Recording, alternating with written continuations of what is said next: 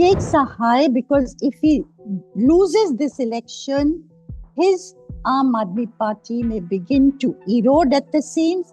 It may even splinter. After he came to power in 2015, that showed that at the national level, people wanted Narendra Modi, people of Delhi wanted Narendra Modi to rule. At the state level, at Delhi's level, they wanted Kejriwal to rule. And that sentiment has prevailed to date. Has Arvind Kejriwal lost his credibility? He started off as being a party with a difference. Today, where he's lost out it's like any other party. Hello and welcome to yet another episode of Explain Politics with me, Charulata Biswas, and I'm being joined by Neerja Chowdhury, contributing editor at the Indian Express. Neerja, we are now very near, about a month far away from the Delhi Assembly elections, and it will be held on February 5th. Aam Aadmi Party and BJP are all guns blazing with allegations against former Delhi Chief Minister Arvind Kejriwal spending around 80 crores on the former residence or the official residence of the Chief Minister, which the BJP is now calling as SheeshMahal. Now, Aam Aadmi Party has also attacked Bharatiya Janata Party over law and order situation in the capital right now. And the most recent controversy being the South Delhi MP Ramesh Bidhuri's sexist comments against Priyanka Gandhi and Atishi. So there's a lot of drama that's going on ahead of Delhi Assembly elections. My first question to you will be about Arvind Kejriwal.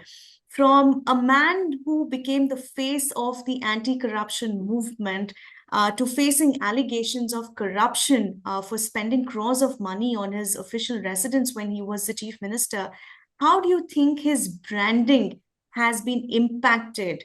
As we know that he was in the jail for 6 months and he has come out on bail.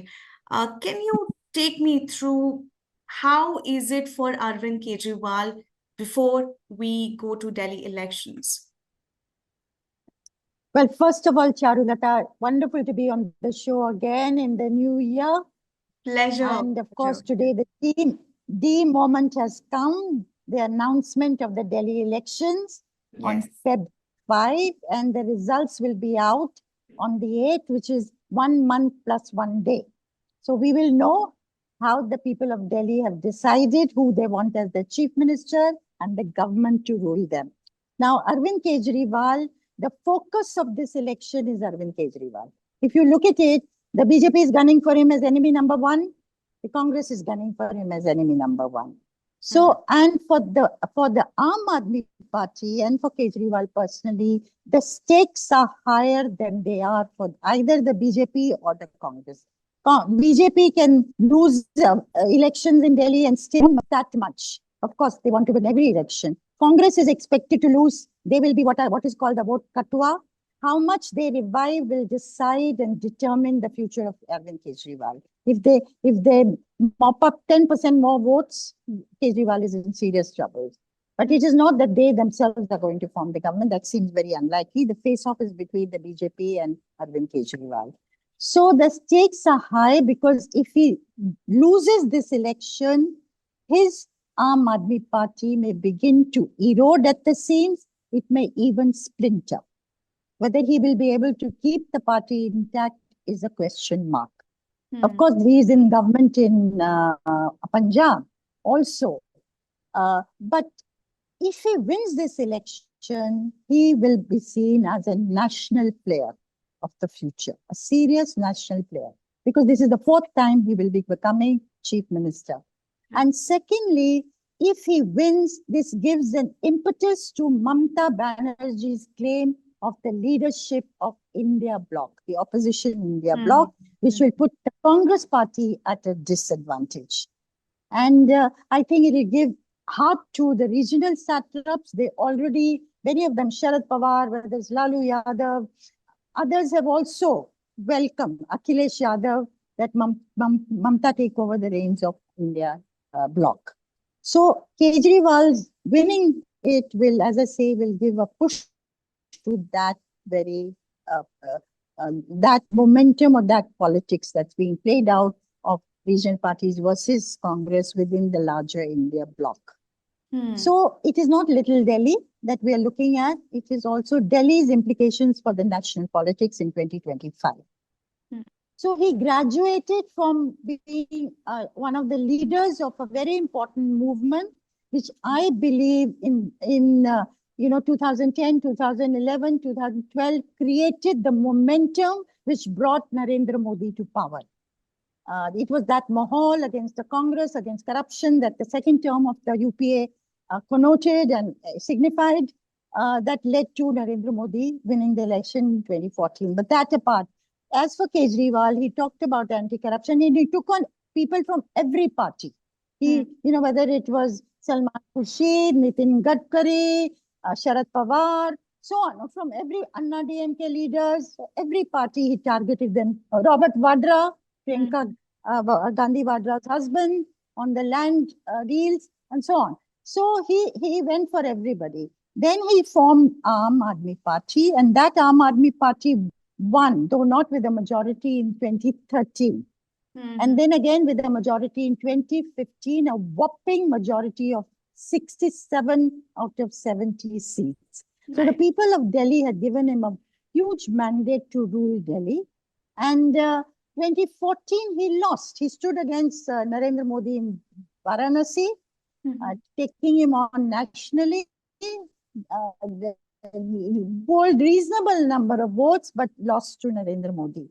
So after he came to power in 2015, that showed that at the national level, people wanted Narendra Modi, people of Delhi wanted Narendra Modi to rule. At the state level, at Delhi's level, they wanted Kejriwal to rule. And that sentiment has prevailed to date. Now, it's very interesting. If you look at the rise of Aam Aadmi Party, it is quite a phenomenon. In 1977, when the emergency ended, and Jayaprakash Narayan, who was then called the Lok Nayak, had brought together all the opposition parties. But he balked at the thought of creating a new party at that time to challenge the Congress. The creation of a new party is a very difficult proposition. So he merged the existing parties into Janata Party, which defeated the Congress. Then in 1989, the same challenge confronted Vishwanath Pratap Singh, who challenged Rajiv Gandhi, who at that time had 414 Lok Sabha seats.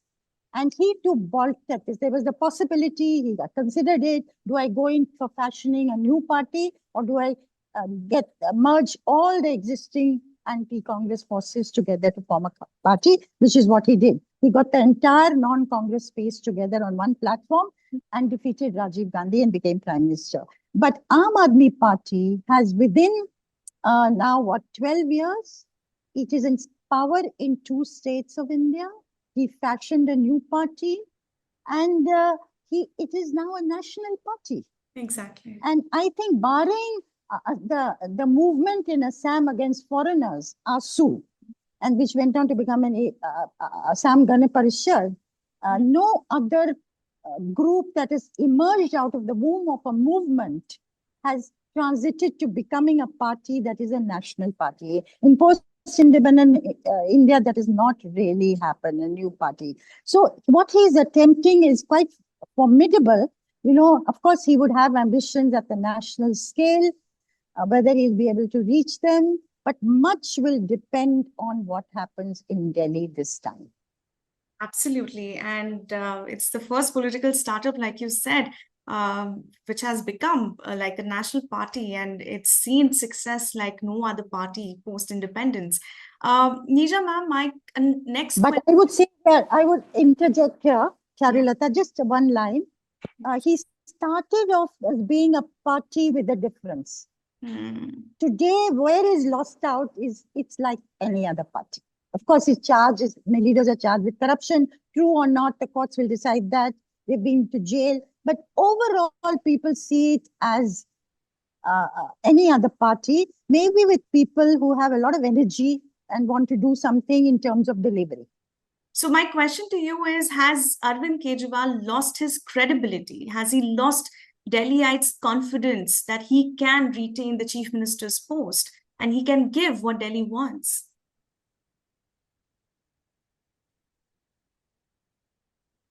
I think he's lost some of the sheen he once had. Of course, he's one of those very politically savvy people who thinks on his feet politically. He has political reflexes. And that, I suppose some people have it and some don't, and maybe some acquire it.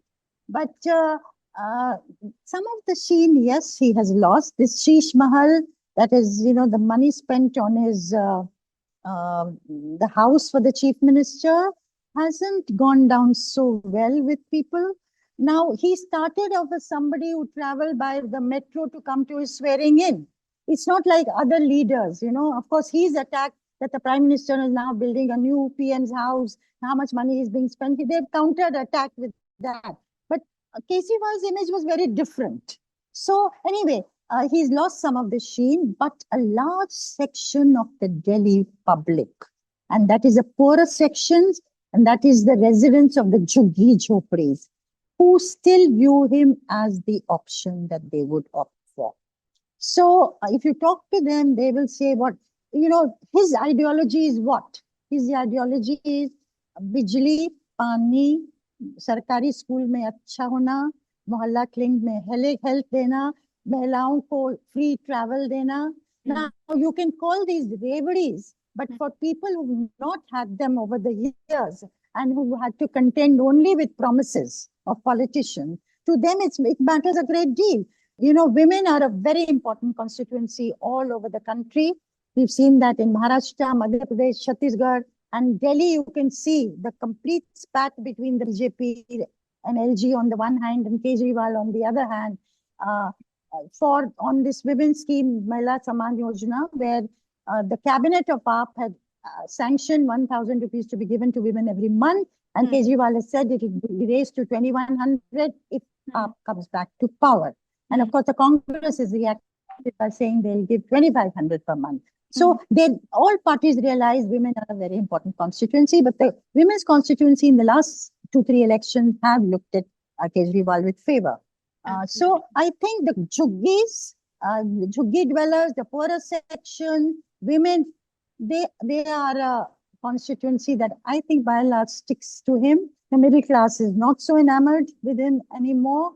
And much, as I keep saying, will depend on how well or badly the Congress does. If the Congress starts to perk up, it's problem for Kejriwal. If the Congress stays down, it is good news for Kejriwal. But the face-off is really between Kejriwal and the BJP in Delhi. Is the BJP better placed than it has been in the last 2 elections? But you have very bluntly put it out there that the battle is between BJP and Aam Aadmi Party. How important or how is it going to be for the BJP if it wins? Because like we saw last year, Haryana and Maharashtra, all of it in BJP's kitty. If BJP wins, how would it matter to the party? How would it impact the Congress? So I think, for the Congress, the stakes are high. For the BJP, it will mean, one more feather in its cap, one more victory, which will give it new momentum in the coming year. It may help it in the Bihar election. It may help it in the elections to the BMC in Mumbai, which is also being eyed by the BJP. So all that may happen. It will put Narendra Modi more firmly in the saddle. That 224 Lok Sabha was an aberration. But as I said, the stakes are the highest for Arvind Kejriwal. If he wins this, he's the 4th time chief minister who will be playing a national role despite all odds and adverse circumstances that he's had to contend with, including jail term. But if he loses, then it is, his party's existence may well come into question. Other parties will poach there and try and break his party, and all that will play out. So it's a high-stake election for Arvind Kejriwal. Absolutely. Thank you so much, Neerja ma'am, for joining me in this discussion. And thank you, viewers, for joining us. We'll be back next week with another episode with Neerja Chowdhury, our contributing editor. Until then, don't forget to like and subscribe to our channel, The Indian Express. Thank you so much for watching.